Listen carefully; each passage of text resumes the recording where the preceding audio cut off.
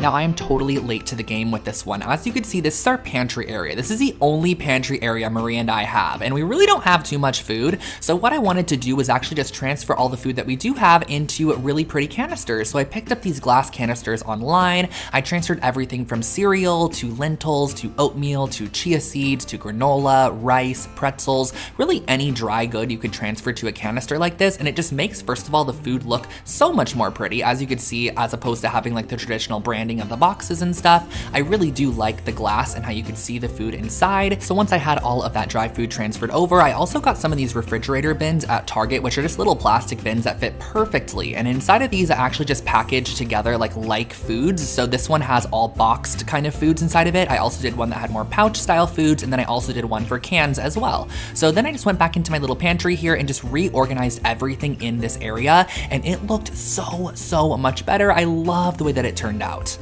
The pantry area is complete and it looks incredible. Now, if you guys do not believe me, this is our only pantry area is here. We don't have too much food, and that's honestly because I'm not gonna lie to you guys, I order a lot of food. I'm not a huge cook, but I do have just like snacks here and there. A lot of this is Marie's. She definitely cooks a lot more than I do, keeping it real, but I think this just looks so much better and it'll be perfect for us when we add new food or just need to kind of replenish things as well. I made sure some of the back stock up here was available in case we want to replace some of the jars as well down here. I love the canisters. I like how you could see the food, and then everything's very organized. You could pull down the bins and kind of get into them if you need to. Yeah, I think this looks really nice.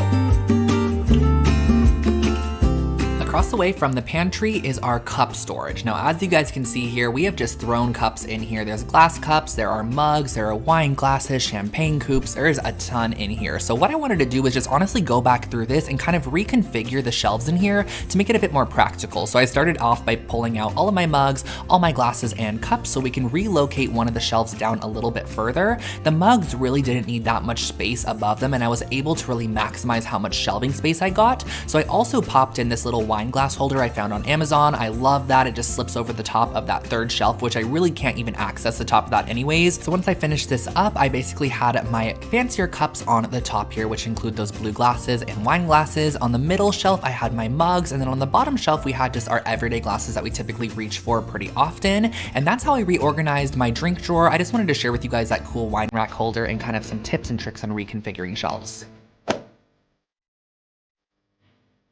My refrigerator is a space I really haven't put much love into, so I decided to go ahead and just give a little bit of a reorganization here. So this one's just kind of like an organize with me tip, as I'm sure a lot of you guys probably already have pretty organized refrigerators, but I just used a couple of those plastic refrigerator bins from Target once again to add some fresh produce into them. And then in the doors, I actually ended up adding a lot of our drinks and beverages. On the bottom left side of the door, I added a lot of sauces and jams and things like that. On the top, I went ahead and did juices on the right, milks on the left, and the middle section is all fruit and vegetables. And then on our bottom shelf, there's a lot of random things, honestly. And then in the side door on the right, it's just, again, sauces and such.